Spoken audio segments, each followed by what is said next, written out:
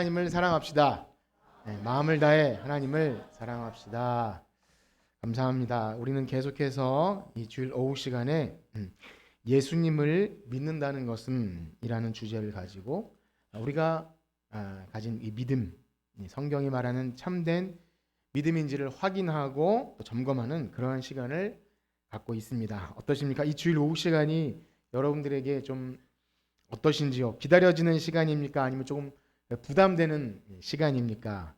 아무래도 우리는 모두 다 인정받는 것을 좋아하고 그냥 잘하고 계십니다. 그거를 좋아하지 무언가 좀 수정할 것이 있습니다. 혹은 뭔가 좀 잘못됐습니다 하는 것은 저나 여러분들이나 그렇게 썩 달가운 얘기는 아닙니다.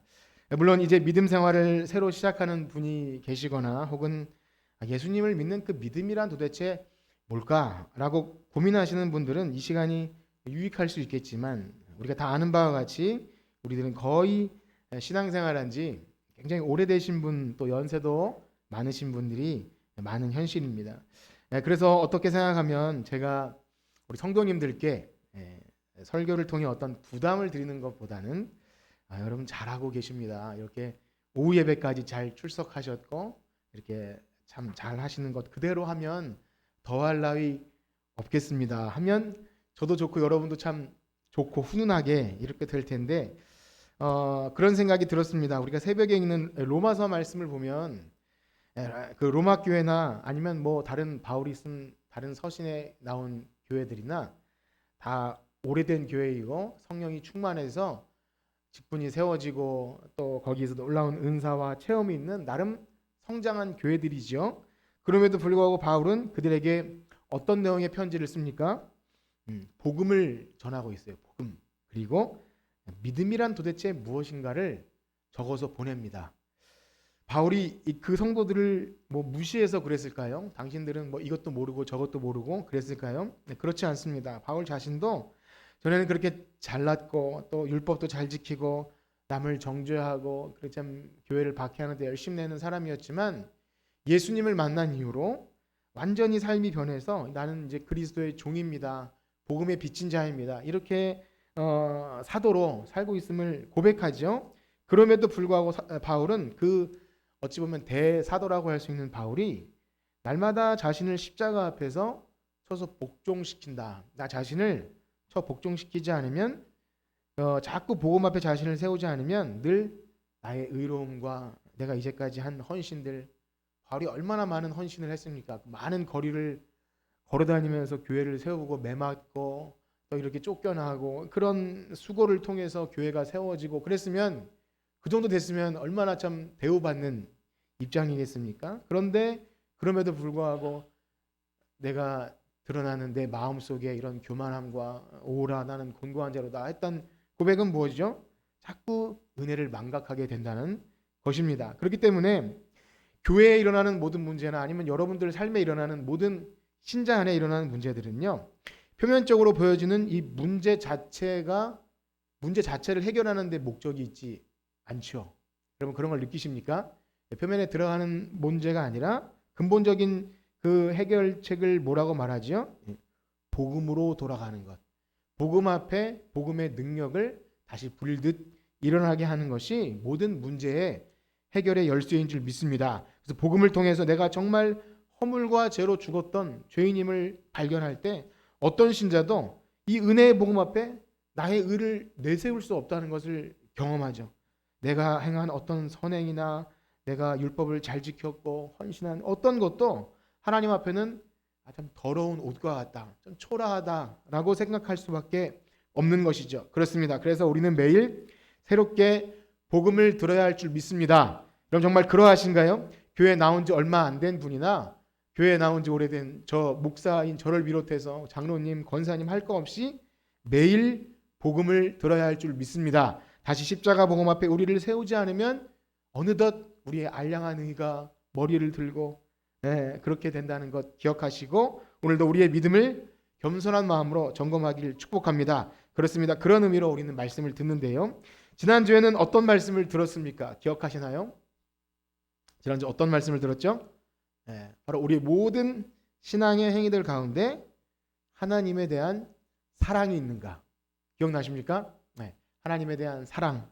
그 사랑이 내가 무엇을 해도 교회에서 헌신을 하나 봉사를 하나 뭘 해도 그 안에 하나님에 대한 사랑. 그런데 그 사랑도 나에게 어떤 유익을 주기 때문, 물론 하나님은 우리에게 유익을 주시고 구원을 주시지만 그것 때문이 아니라 어떤 하나님의 영광의 본체. 그래서 오늘 새벽에도 의인된 신자의 삶의 그 드러나는 특성 중에 하나가 하나님의 영광을 바라고 즐거워한다. 이것이 있어요. 그럼 하나님의 영광을 바라고 즐거워한다. 여러분 그 깊은 의미를 좀 내가 삶 속에서 하나님의 영광을 바라고 즐거워한다. 이게 뭘까?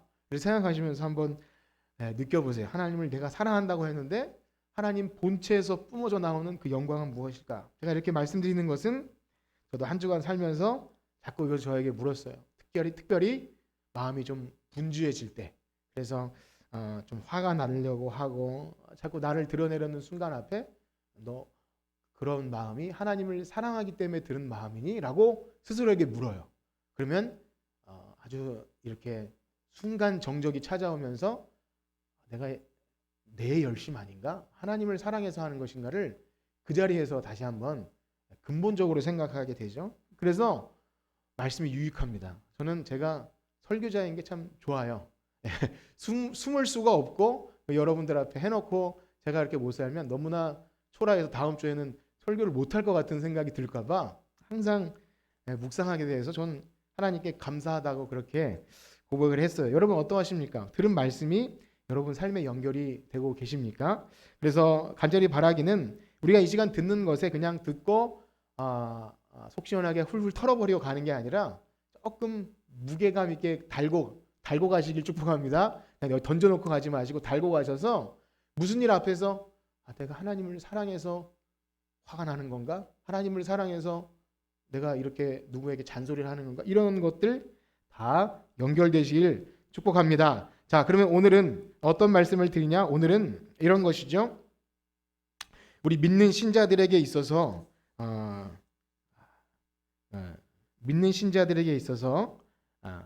예수님을 믿는다는 것은 한번 따라해 볼까요? 죄를 회개하고 돌이키는 자의 삶을 사는 것이다. 네. 죄를 회개하고 돌이키는 자의 삶을 사는 것입니다. 그렇습니다. 우리 교회에 나오게 되었을 때 예수님을 믿는다고 할 때 이 회개라는 말은 굉장히 많이 들었어요. 그렇죠? 아마 교회에서 설교하는 것 중에 사랑 다음으로 회개. 물론 오늘날 교회 강단에서 회개가 많이 선포되지 않는다 해도 성경을 쫙 펴놓고 읽다 보면 회개에 관한 내용은 빠질 수가 없는 것이죠. 그래서 우리는 다 회개에 대한 것을 알고 있습니다. 그래서 정말 예수 믿는 사람들은 과거의 삶을 돌이켜서 이제 앞으로는 내가 지은 죄, 또 마음속에 어떤 탐욕과 음란함과 이런 것들 자꾸 걸리죠. 회개해야겠다 이런 생각 듭니다. 그러한 면에서 우리가 전에 이 구원의 서정에 관한 주제를 나눌 때 여러분 혹시 회심 기억하십니까? 소명, 중생, 회심 뭐 그런 게 있었어요. 부르심과 거듭남과 회심. 그래서 이 회심은 회개와는 조금 구별되어서 예수님을 믿고 거듭난 성도가 전에 살아온 삶에서 돌이키는데 믿고 회개하는 것을 묶어서 회심이라는 말씀을 드렸습니다.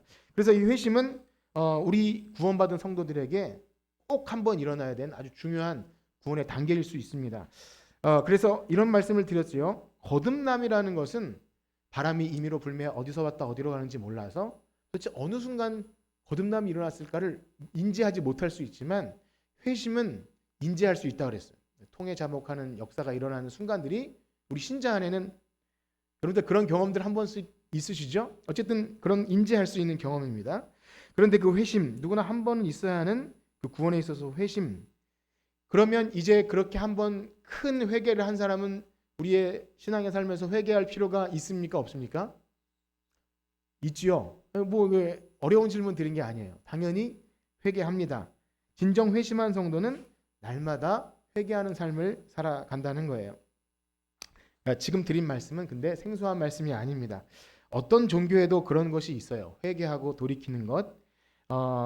그래서 이 시간에 여러분과 나누고자 하는 말씀은 정말 우리가 하는 이 회개가 성경이 말하는 회개인가, 또 우리가 일상에서 하는 회개가 그 깊이가 어느 정도인가를 알아보기 원하는데요. 먼저 우리가 읽은 사도행전 본문에 보면 베드로가 성령에 충만해서 막 설교를 합니다. 설교를 막 하니까 복음을 전하고 이제 그 복음을 들은 성도들이 우리가 이제 어찌할꼬 하면서 마음에 찔림이 있을 때 회개할 것을 외칩니다. 우리 그 부분을 한번 읽어볼까요? 사도행전 2장 37절 38절입니다. 시작. 그들이 이 말을 듣고 마음에 찔려 베드로와 다른 사도들에게 물어 이르되 형제들아 우리가 어찌할꼬 하거늘 베드로가 이르되 너희가 회개하여 각각 예수 그리스도의 이름으로 세례를 받고 죄 사함을 받으라. 그리하면 성령의 선물을 받으리니. 아멘. 이 말씀을 들은 사람이 회개를 하였을까요? 안 하였을까요? 회개했겠죠. 그래서 성경에 기록된 거예요. 회개 역사가 일어났습니다. 그런데 그들이 어떻게 회개하였는지는 기록하고 있지 않아요.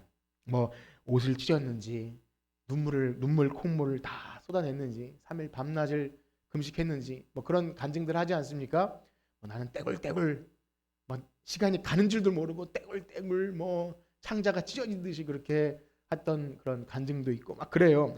근데 그런 것은 하나도 나와 있지 않고 회개의 복음이 선포된 이후에 어떠한 변화가 일어났는지에 주목하고 있습니다. 우리 41절에서 47절까지를 한번 같이 읽겠습니다. 2장 41절에서 47절을 좀 기니까 한번 교독해 보겠습니다. 제가 먼저 읽겠습니다. 그 말을 받은 사람들은 세례를 받음에 이날의 신도의 수가 3,000이나 더하더라. 그들이 사도의 가르침을 받아 서로 교제하고 떡을 떼며 오로지 기도하기를 힘쓰니라. 사람마다 두려워하는데 사도들로 말미암아 기사와 표적이 많이 나타나니 또 재산과 소유를 팔아 각 사람의 필요를 따라 나눠주며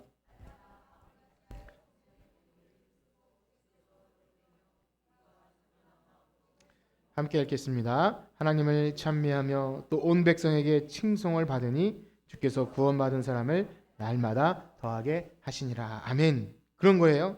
전에는 복음에 적대적이었고 사도들이 싫었어요.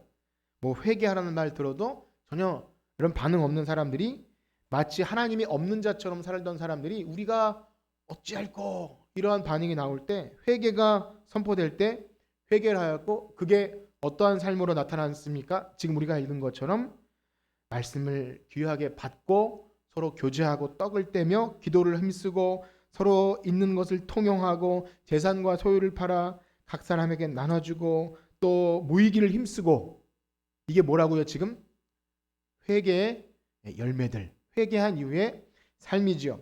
그러니까 어떻게 떼굴떼굴 굴르고 금식하고 눈물 콧물 쏟고 그거보다 회개한 이후의 삶이 어떤 것을 보여주는 것.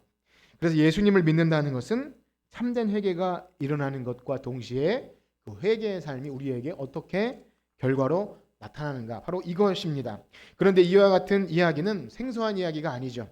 하다못해 불교에서도 어떤 변화를 개심, 여러분 개심이라는 단어 들어보셨나요? 개심이라 그래서 어쨌든 불교도 반성을 해요. 카톨릭에서는요 고해성사를 합니다. 이것은 굉장히 중요한 성례예요. 우리는 성례가 2개지만 카톨릭은 7개인데 그중에 꼭 이걸 하지 않으면 죄의 문제 해결하지 않으면 천국에 못 가거든요. 꼭 신부님을 만나서 고해성사를 해서 어쨌든 죄를 해결하려는 노력들을 많이 합니다. 이처럼 전에 내가 알고 있던 사람이 아닌 어떤 종교에 귀의를 하니까 이 사람이 완전히 달라졌다라는 그런 변화의 순간들 우리는 알고 있습니다. 그래서 어찌 보면 기독교에서 말하는 회개도 우리가 이미 알고 있는 어느 지식 수준에서 우리 교회 갔더니 그 사람이 달라졌어. 그 정도. 그것만 일어나도 굉장한 거긴 하지만 어느 정도 죄책감을 느끼고 교회에서 자꾸 목사님이 회개하라 죄를 얘기하니까 슬픈 감정을 느끼고 맞아. 그래 내가 이런 죄 지은 게 있어 하면서 회개하는 것. 그러면 저 사람이 옆에서도 그 예수님 만난 거야. 그 정도면 구원받은 거니까 너무 감사하다. 그것도 괜찮습니다. 그런데요. 지금 하고자 하는 말씀은 그런 찔림과 죄의 자각과 혹 눈물을 흘렸다 할지라도 성경에는요. 그것이 참된 회개가 아닌 케이스들이 많다는 겁니다. 몇 군데를 찾아볼 텐데요. 대표적으로 애구방 바로. 물론 그는 이방 악한 자이지만 그도 그런 고백을 합니다. 막 하나님께서 재앙을 내리자 내가 하나님께 범죄하였습니다. 우리 출애굽기 9장 27절을 한번 읽겠습니다. 출애굽기 9장 27절 시작. 바로가 사람을 보내어 모세와 아론을 불러 그들에게 이르되 이번은 내가 범죄하였노라. 여호와는 의로우시고 나와 나의 백성은 악하도다. 어떻습니까? 우리 교회 처음 나온 사람이 앞뒤 맥락 다 없애고 이 부분을 딱 읽으면 바로는 하나님을 믿는 사람입니까? 아닙니까? 하나님 믿는 사람 같아요. 이번은 내가 범죄하였습니다. 여호와는 의로우시고 나와 나의 백성은 악합니다. 여러분 이런 고백해 보셨어요? 하나님 저는 악합니다. 이건 분명히 하나님 믿는 사람 같아요. 그런데 우리가 알듯이 바로는 금방 또 약속을 어겨 10번씩이나 약속을 어기고 하나님 명령에 순종자. 또 재앙을 내리면 아이고 좀 살려주세요 이렇게 하고 또 이렇게 반복적인 것을 반복적으로 하죠. 무엇을 말해줍니까? 하나님을 제대로 알지 못하고 경외함 없이도 어떤 두려운 것이 있으면 그것으로 죄책감이 느껴서 뭔가 변화하려는 의지가 있습니다. 제가 이 말씀을 안 드리려고 했는데 사실 적다가 말았는데 최근에 관심이 생겨서 있던 그 만민중앙교회가 있어요. 이재록이 맞나요? 어쨌든 감옥에 갔는데 PD 수첩에 나왔는데 거기서 이제 뭐 여러 가지 이상한 잡다한 게 있지만 주로 하는 게 죄책감을 심어줘요. 죄책감. 청소년들 막 음란한 거 봤지. 막 죄책감을 심어서 잘못할 때마다 와서 막 혼나고 그다음에 또 헌금하고 그다음에 리본 하나 달아줘요. 그리고 보셨나요?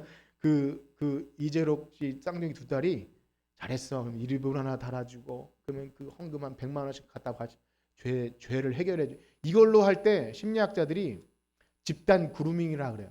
죄책감을 막 심어줘서 그것으로 죄 해결을 해주면 나는 이제 예루살렘 갈 수 있어요. 인터뷰한 사람 보니까 그래요. 이제 빠져나온 사람들이 이게 뭐죠? 기독교는 그런 죄책감을 심어주는 회개를 말하는 것이 아니라는 것을 알아야 합니다. 또 다른 사람 예를 드릴게요. 초대왕 사울인데요. 사울왕은 처음에는 얼마나 겸손한 사람인지 몰라요. 나중에는 교만한 하나님 말씀에 끝까지 불순종하여 비참한 죽음을 맞이하는데 그런데 그에게 문제가 뭐냐면 참 그는 하나님의 역사를 경험하고 하나님이 함께 하셔서 전쟁도 이기고 성령의 임재를 경험했으면서도 진실된 회개가 일어나지 않아요. 사무엘이 자꾸 나타나서 순종이 제사보다 낫습니다. 완고한 마음을 가지면 안 됩니다. 라고 할 때 반응을 하는데 그렇게 회개가 일어나지 않아요. 신기한 사실은 사무엘이 기도하고 근심하면서 이렇게 권면하면 또 이렇게 좀 반응을 합니다. 우리 그 부분을 읽어볼게요. 사무엘상 15장 24절에서 25절입니다. 우리 같이 읽어볼까요? 시작. 사울이 사무엘에게 이르되 내가 범죄하였나이다. 내가 여호와의 명령과 당신의 말씀을 어긴 것은 내가 백성을 두려워하여 그들의 말을 청종하였음이니이다. 청하오니 지금 내 죄를 사하고 나와 함께 돌아가서 나로 하여금 아멘. 우리가 다 읽지 않았지만 이것은 그 유명한 아말렉과의 전투에서 하나도 남겨놓지 말고 다 진멸하라 이렇게 했는데 사울이 남겨놨죠. 좋은 것을 남겨놨어요. 음메 하면서 가축 소리가 들리니까 사무엘이 도대체 이 소리는 이 무슨 소리입니까? 그러니까 뭐라 그러죠? 사울 왕이 하나님께 드리려고 남겨놓은 겁니다. 이렇게 핑계를 대죠. 그러다가 막 책망을 받은 거예요. 어떻게 하나님 명령을 왕이시여 어떻게 왕이 돼서 하나님 명령을 순종하지 않습니까? 위기를 모면하게 둘러댑니다. 여기서 말한 것은 청하오니 지금 내 죄를 사하고 돌이켜서 예배하게 하소서. 예배를 드리고 싶어서 그런 게 아니라 이러면 벌 받을 것 같은 그런 마음이죠. 그래서 역시 이후에도 보면 사울이 다윗을 죽이려고 막 혈안이 되어서 쫓아다니던 그 시절에 비슷한 일이 반복돼요. 하루는 사울이 다윗을 열심히 쫓다가 용변이 급해서 동굴에 들어가지 않습니까? 어떤 엔게디 동굴에 들어가서 대변을 보는 거예요. 그런데 공교롭게도 그 안에 누가 있었죠? 다윗과 그 부하들이 거기서 웅크리고 숨어 있었어요. 재밌는 상황이죠. 자기를 죽이려고 한 사울 왕이 똥을 싸고 있는 거예요. 어떻게 해야 됩니까? 부하들이 왕이시여 이건 하나님이 당신 손에 붙인 겁니다. 가서 당장 죽이고 우리가 이렇게 승리합시다. 다윗이 뭐라고 하죠? 하나님이 기름 부으신 종을 내가 할 수 없다 해서 조용히 옷깃만 살짝 잘라서 살려보내주고 나중에 왕이시여 이거 보십시오. 제가 이렇게 할 수도 있지만 안 했습니다. 그때 사울이 어떻게 합니까? 우리 24장 16절 사무엘상 24장 16절을 읽어보겠습니다. 24장 16절 시작. 다윗이 사울에게 이같이 말하기를 마침에 사울이 이르되 내 아들 다윗아 이것이 내 목소리냐 하고 소리를 높여 울며 다윗에게 이르되 나는 너를 학대하되 너는 나를 선대하니 너는 나보다 의롭도다. 아멘. 이게 사울의 진심일까요? 거짓일까요? 이거 진심이에요. 진짜 그렇게 느꼈을 거예요. 뭐 악령에 씌워서 그런지 어쨌든지 너는 나보다 옳다. 웁니다. 소리를 높여 울어요. 그런데 중요한 건 뭐죠? 그 다음에 사울이 그러면 다윗 잡기를 멈췄을까요? 아니에요. 또 잡으러 갑니다. 그러나 또 역시 다윗이 사울 죽일 기회가 또 생겨요. 이번에 기회입니다. 근데 또 살려줍니다. 그리고 나서 이 창과 물병을 들고 이거 보십시오. 저는 정말 무죄합니다. 막 이렇게 할 때 사울이 또 이렇게 얘기해요. 26장 21절입니다. 시작. 사울이 이르되 내가 범죄하였도다. 내 아들 다윗아 돌아오라. 내가 오늘 내 생명을 귀하게 여겼은즉 내가 다시는 너를 해하려 하지 아니하리라. 내가 어리석은 일을 하였으니 대단히 잘못되어도다 하는지라. 이번에도 또 회개합니다. 사실상 사울은 왕이에요. 그래서 누가 이렇게 옳은 소리 해도 그때는 왕의 말이 곧 법이기 때문에 누가 옳은 소리를 해도 자기 마음대로 할 수 있어요. 그래서 뭐 누가 떠들든지 그냥 묵살하고 해도 됩니다. 사울은 그런 거예요. 그러한 면에 있어서 오늘날도 정말 이 정도 나이가 들고 권력도 있고 어떤 뭐 오랜 기간 자신의 입지를 굳힌 사람이 누군가 자기의 잘못을 지적하면 인정하는 게 쉽지 않잖아요. 그렇게 다들 말씀하세요. 변하기가 쉽지 않다. 그래서 최근에 제가 다 보지는 못했는데 그 백종원 씨가 그 왜 솔루션 해주잖아요. 장사 잘 되게끔. 충남 어디 국수 골목에서 장사 잘 되게 해주려고 했던 것 같아요. 그래서 잘 됐대요. 잘 됐는데 저는 이제 마지막 것만 맞췄는데 내용을 하나도 모릅니다. 그런데 사람들이 이제 우리 간섭하지 마세요. 우리끼리 할 거예요. 그래서 간판도 다 떼고 백종원 씨 간판 떼고 그러다 보면 나중에 어떻게 됐다 그러죠? 자기들이 하던 방식대로 좀 지저분하고 이렇게 하니까 다 손님들이 싹 사라져 버린 거예요. 그러니까 다시 와달라고 또 뭐 그랬다는 얘기예요. 그래서 그래요. 하던 거 안 바뀐다고. 그게 틀렸고 사람들이 싫어하고 그래도 안 바뀐다는 거예요. 제가 이렇게 말씀드리는 것은 사울이 그래도 왕인데 이렇게 변하는 의지가 있다는 건 저는 대단한 거라고 생각이 들어요. 내가 잘못했다. 자기의 잘못을 용서를 구했다는 거죠. 이렇게 정도까지 반응했으면 회개한 것 아닙니까? 성경은 뭐라 그러죠? 그것조차도 진짜 회개라고 말하고 있지 않습니다. 그래서 사울은 끝까지 비참한 최후를 맞이합니다. 그렇습니다. 이러한 식의 죄의 자각은 오늘날 충분히 일어날 수 있어요. 물론 이것이 참된 회개로 연결되는 어떤 과정일 수도 있지만 여기서 지금 말하고자 하는 것은 이렇게 몇몇의 사례를 볼 때 성경에 더 많은 사례들이 있는데요. 보여지는 어떤 눈물과 죄의 자각과 내가 다시는 안 그러겠어요. 그 외 폭력 남편이나 이런 절대 내가 안 때릴 테니까 또 맞고 때리고 술 마시는 사람이 내가 절대 도박하는 사람이 막 손가락을 자르면서까지 절대 하지 않. 그러니까 이건 뭐죠? 그냥 위기를 모면하거나 정말 잘못했으니까 집에 들어오라고 이렇게 하는 방식인 것이죠. 그렇습니다. 우리도 어릴 적 수련회를 가면 부흥 강사 목사님이 어떤 회개를 위해서 여러 가지 이야기를 해주시는 걸 저는 아직까지 기억이 나요. 그 아이들 이제 중고등부 수련회 데리고 가도 애들이 막 우는데 주로 어떤 것을 가지고 하면 너희들 이런 죄 지었잖아. 부모님이 그렇게 고생하시는데 너희들 이렇게 음란하고 이렇게 불쌍한 못 먹고 사는 아이들인데 너희들이 그렇게 맨날 돈도 쓰고 스마트폰 이러면 애들이 구석구석 이렇게 여기저기서 훌쩍 울면서 막 그렇게 해요. 예, 그게 막 그러면 이제 막 은혜를 받고 뭐 잘못을 뉘우치고. 그런데요, 사실 교회가 아닌 학교에서 시행하는 어떤 수련회 거기 가도 그걸 합니다. 그래서 마지막 날 촛불을 켜놓고 부모님 이렇게 고생하는데 너희들 이러지 않았니? 애들이 막 중간중간 훌쩍훌쩍 하면서 부모님께 편지를 쓰고 거기 돌아가면 존댓말을 막 해. 저도 그런 게 존댓말을 하면서 막 이렇게 하죠. 그때 은혜 받은 겁니까?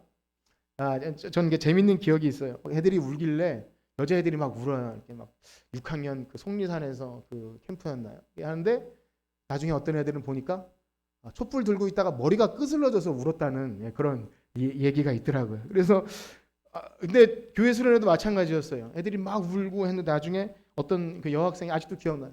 난 너네들이 울어서 무서워서 울었어요. 아직까지 그 여학생이 기억이 납니다. 그러니까 울고 수련회 이렇게 하면 뭔가 속 시원하고 회개한 것 같고 그런 마음들이 있어요. 물론 그것도 어린 시절에 자라나는 회개의 과정일 수 있는 겁니다. 어찌 되었든 그런 류의 죄책감은 불신자들도 충분히 일어날 수 있는 거예요. 그러나 우리가 예수님을 믿게 될 때 일어나는 회개, 그것은 결코 그 정도가 아닙니다. 그 정도의 윤리 도덕적인 자각은 참된 믿음이 없어도 충분히 일어나고요. 스크루지 영감처럼 뭔가 대단한 어떤 충격을 주면 막 회개하는 일이 일어나요. 근데 기독교가 말하는 회개는 단순히 죄의 자각과 슬픔과 어떤 가책 이것을 말하는 것이 아니에요. 회심은요, 우리가 예수 그리스도를 믿고 회개하는 회심은 전혀 그런 것이 아닙니다. 그래서 세상 이방 종교에서 죄책감을 줘서 막 믿음이 생기게 하는 그런 것이 아닙니다. 특별히 하나님에 대한 믿음이 없이도 드러난 죄에 대한 자각이 있는 사람은 어떻게든 그것을 회개하지만 숨은 죄는 또 드러내지 않아요. 숨은 죄에 대해서는 여전히 묵혀두고 들키지만 않으면 되는 식으로 덮어둘 수 있습니다. 하나님 앞에서 중심의 변화가 일어나지 않으면 위기를 모면하죠. 이처럼 마음의 중심에 없는 변화가 없는 일시적인 죄의 자각은 진정한 교회에서 말하는 회개가 아니라는 겁니다. 그렇다면 성경이 말하는 진정 복음을 듣고 믿어 일어나게 되는 회개는 뭐죠? 먼저는요, 이것도 역시 하나님을 사랑하는 마음과 관련이 있습니다. 뭐랑 관련이 있다고요? 하나님을 사랑하는 마음. 그래서 하나님을 사랑하는 데 있어서 뭐가 제일 걸림돌입니까? 죄라는 거예요. 죄라는 것이 우리가 사랑하는 하나님과 정말 좋은 관계를 유지하고 하나님 아니더라도 우리 사랑하는 누군가를 생각해 보십시오. 부부간이나 자녀간이나 죄가 그 사이에 있을 때 모든 관계는 깨어져 버리죠. 대표적으로 아담과 하와가 아니겠습니까? 그래서 하나님께서 자기 백성에 거하신 이유는 내가 너희와 함께 하겠다. 성막을 만들어 주시고 모든 일을 하시면서 창세기, 출애굽기, 레위기, 민수기, 신명기에서 계속 강조하는 게 뭐죠? 내가 거룩하니 너희도 거룩하라. 성막을 만들고 제사 제도를 만들고 속죄 양을 만들고 도피성을 만들고 하는 모든 것이 정결하는 물과 정결하게 하는 법. 왜 그렇습니까? 하나님과의 올바른 관계를 위해서 죄가 있으면 안 된다는 거예요. 거룩하라. 내가 거룩하니 너희도 거룩하라. 그래서 안 되니까 하나님이 쓰신 방법이 뭡니까? 사랑하는 아들 예수 그리스도를 이 땅에 보내서 속죄로 죽이셔서 그 방법이 아니면 우리의 죄가 해결해 주지 않기 때문에 하나님이 쓰신 방법이 최후의 방법이 그것입니다.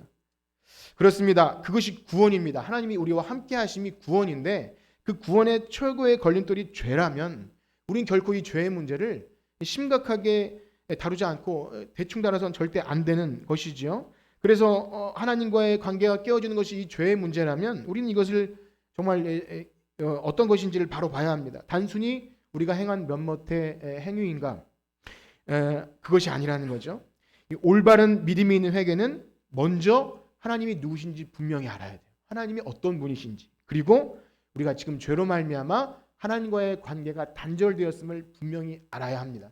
그래서 우리 로마서의 순서를 봐도 하나님이 어떤 분이신지, 그리고 우리가 완전히 죄로 인해서 철저한 지옥 갈 수밖에 없는 죄인을 아주 뼈저리게 로마서 1장 18절부터 3장 20절까지 그렇게 한 이유가 뭐죠? 우리 막 지치게 하려는 게 아니라 우리가 철저한 죄인이라는 사실을 알지 못하면 적당선에서 고쳤을 정도로 수정이 가능한 인생이라고 생각하는데요. 그것이 아니랍니다. 그것이 아니라는 거예요. 그런데 문제는 뭐죠? 이런 진실한 믿음으로 인한 회개, 죄에서 돌이킴, 그것은요, 우리 스스로 할 수 있는 것이 아니라는 거예요. 아십니까? 우리 스스로 열심히 노력해서 할 수 있는 일이 아닙니다. 왜 그렇습니까? 인간은 본성적으로 자신의 죄를 볼 수 있는 눈이 없습니다. 하나님이 누군지도 모르고 내가 죄인인지도 몰라요. 그것이 바로 내버려둠을 당한 상태이고 하나님이 없는 자처럼 사는 상태. 사실상 이 세상 어떤 누구도 내가 죽을 죄인인 것을 그냥 자연 상태로는 알 수 없습니다. 하나님이 누구신지도 알 수 없지만 내가 그런 죄인이어서 하나님의 영광에 이르지 못한다는 사실을 깨달을 수가 없습니다. 어떤 일이 일어나야 이것이 가능합니까? 성령의 역사만 가능한 줄 믿습니다. 성령의 역사만이 이 일을 가능해요. 거듭남의 역사가 일어나야 합니다. 그 일이 있어야만 내가 누구를 향해서 죄를 지었는지 알게 돼요. 이것이 누구의 그냥 마음을 아프게 하고 내가 누구를 빼앗고 이 정도 수준이 아니라 이 모든 죄가 하나님을 향한 죄였는지를 알게 된다는 거예요. 그리고 그 죄가 하나님과 우리의 관계를 단절시켰다는 것을 깨닫게 됩니다. 그렇습니다. 죄는 하나님을 대적하는 행위입니다. 여러분 믿으시나요? 죄는 하나님을 대적하는 행위입니다. 내가 하나님 없이 행하는 모든 일이 바로 하나님을 향하여 범죄하는 것입니다. 마음에 하나님 두기를 싫어하고 상실한 마음에 그대로 버려둠을 당한 그 상태. 그렇습니다. 오직 성령의 역사로 말미암아 우리의 죄악을 자각하게 되고 그것이 온통 하나님을 대적하는 사실을 자백하게 되는 것이 회개입니다. 다시 한번요. 성령의 역사로 말미암아 우리의 죄를 자각하고 온통 하나님을 대적하는 일이었음을 자백하는 것이 회개입니다. 그러므로 예수를 믿는다는 것은 이러한 회개가 일어나야 한다는 것입니다. 여러분 어떠십니까? 이러한 회개를 하셨습니까?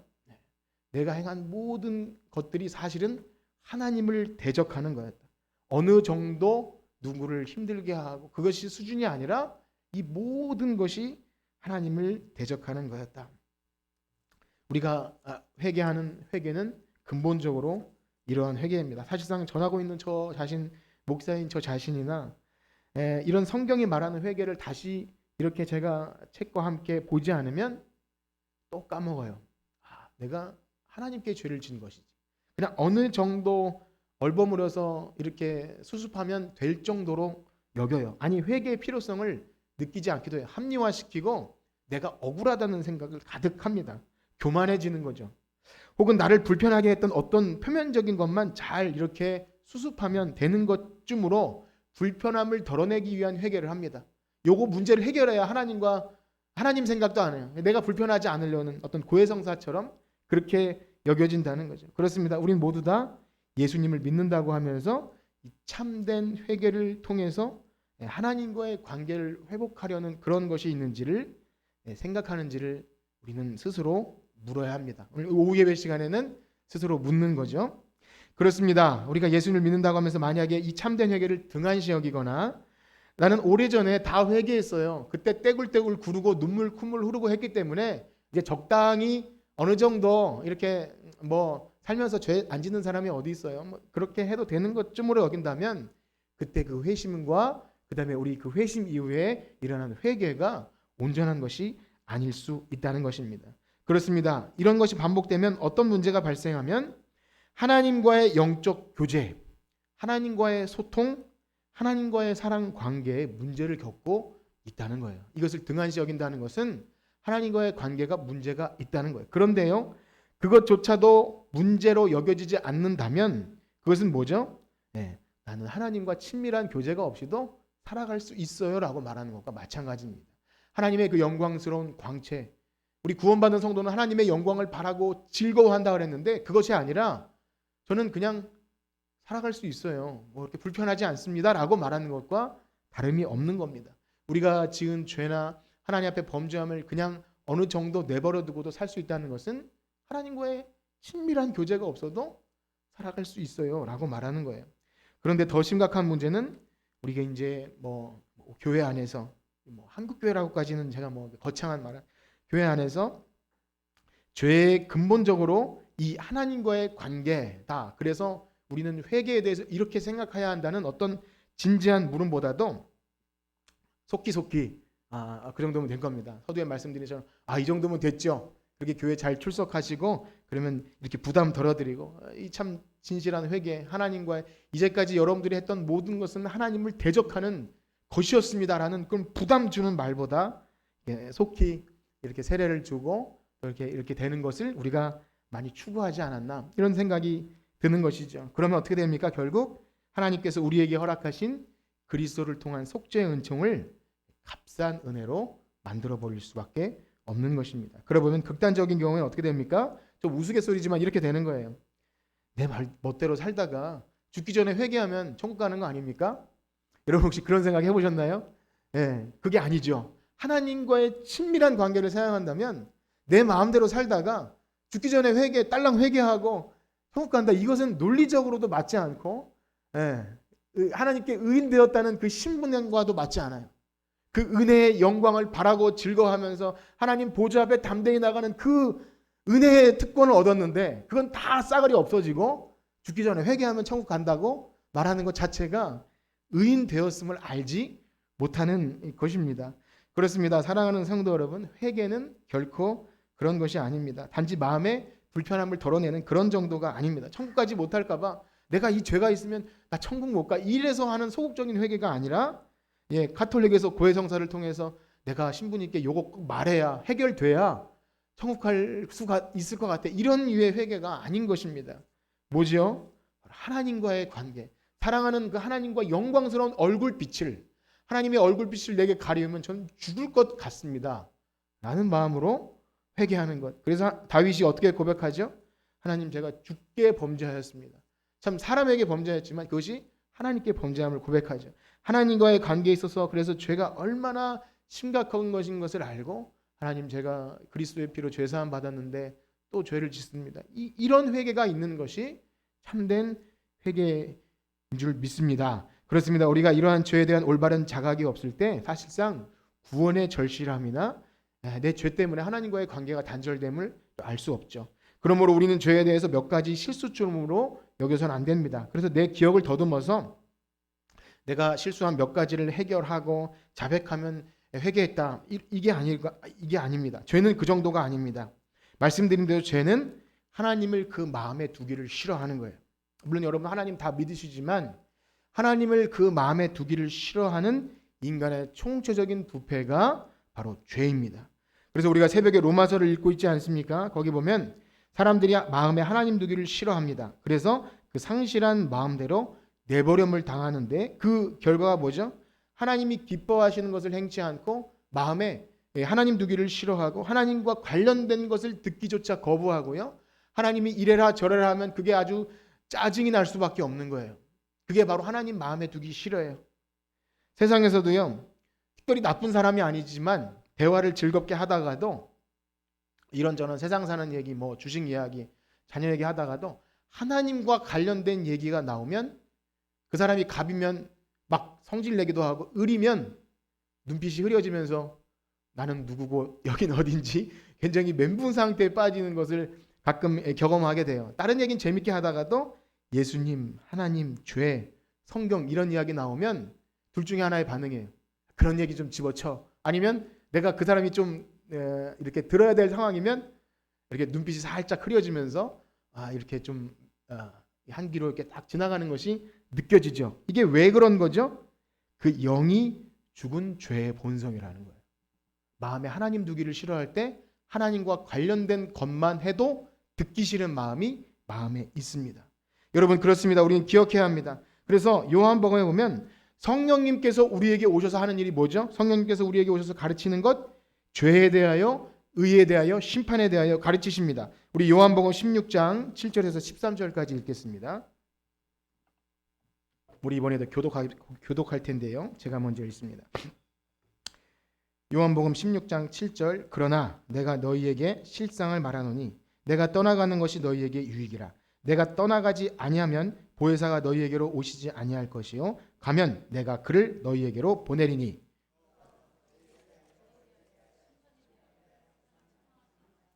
죄에 대하여라 함은 그들이 나를 믿지 아니하며, 의에 대하여라 함은 내가 아버지께로 가니 너희가 다시 나를 보시니.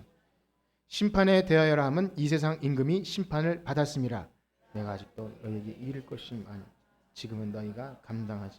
함께 읽겠습니다. 그러나 진리의 성령이 오시면 그가 너희를 모든 진리 가운데로 인도하시리니 그가 스스로 말하지 않고 오직 들은 것을 말하며 장를. 아멘. 그렇습니다. 성령님이 우리에게 오시면 우리의 죄의 본성을 깨닫게 하십니다. 죄로 인해서 내 마음에 하나님 두기를 싫어했구나, 그 사실을 알려주세요. 그래서 근본적인 죄로 여기지 않는 다른 어떤 핑계대는 것에서 이게 죄였구나, 진정한 죄의 자각이 생겨요. 그전에는 핑계하죠. 목사님 설교가 재미없어요 라든지 뭐 다른 사람들이 뭐가 문제예요, 뭐가 좀 길어요, 이런 여러 가지 핑계를 대지만 마음에 하나님 두기를 싫어하고 말씀 듣기를 거부하는 것은 뭐라고요? 죄라는 거예요. 믿으십니까 여러분? 마음에 하나님 두기를 싫어해요. 만약 이것이 죄를 죄로 여기지 않으면 다른 어떤 것이 핑계가 되어서 회개의 촉구도 싫어합니다. 내가 왜 무슨 이런 문제로 회개를 해야 됩니까? 만약 그렇지 않다면 여러분, 우리 마음속에 정말 이런 마음에 하나님 두는 것, 이런 것이 정확히 지금 인식이 안 되면 우리는 회개해야 합니다.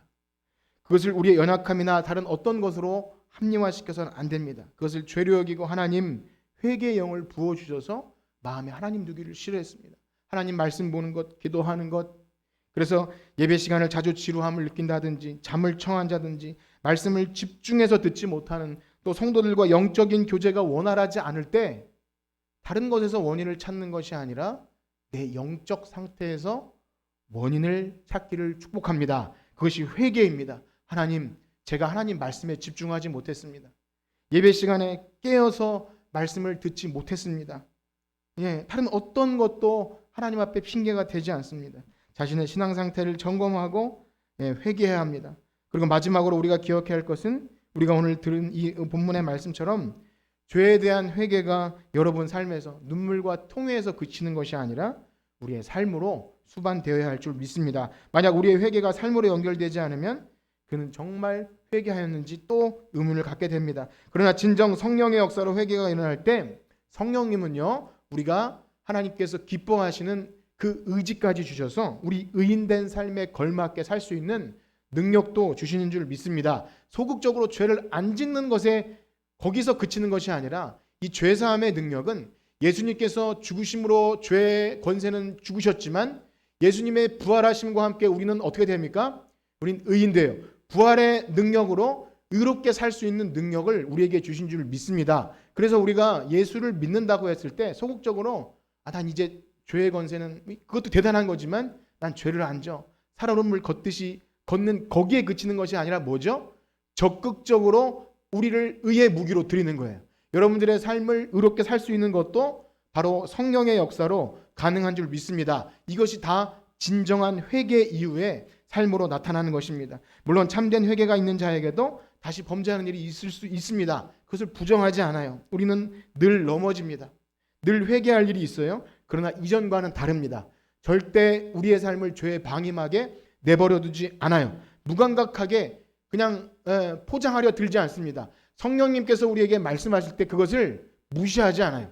너 이거 죄가 아니냐? 너 음란하고, 그 다음에 마음속에 벌써 살인했고, 그 다음에 거짓이 있고, 이런 것들을 자꾸 내 신앙 지식으로 포장하려고 하는 것이 아니라 그 자리에서 하나님, 제가 하나님과의 관계에서 이런 죄가 있습니다 하고 다시 하나님께 나아갈 때 하나님은 미쁘시고 의로우사 우리를 정결케 하실 줄 믿습니다.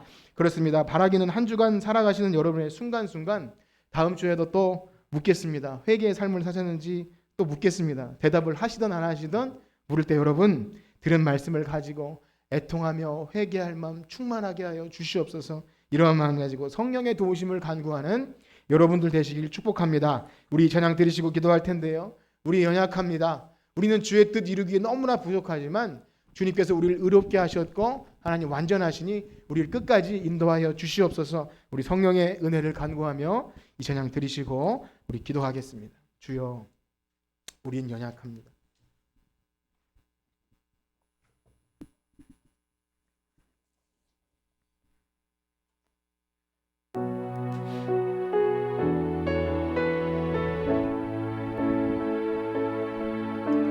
주여, 우린 연약합니다. 우린 오늘을 힘겨워합니다. 우린 오늘을 힘겨워합니다. 주 뜻 이루며 살기에 부족합니다. 우린 연약합니다. 주여, 우린 넘어집니다. 주여, 우린 넘어집니다. 오늘 하루 또 실수합니다.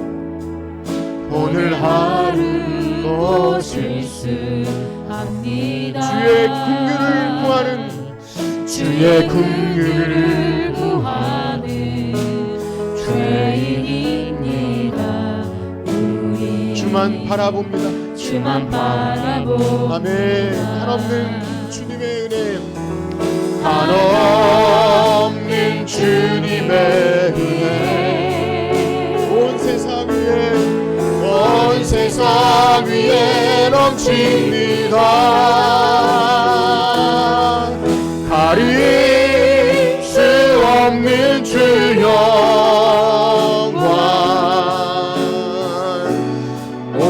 땅 위에 충만한 아멘 주님만이 그리오니 주님만이 그리오니 우린 길 따라갑니다 우린 길 따라갑니다 그날에 우릴 이루신 주님 2절로 한번 찬양합니다 주여 우린 넘어집니다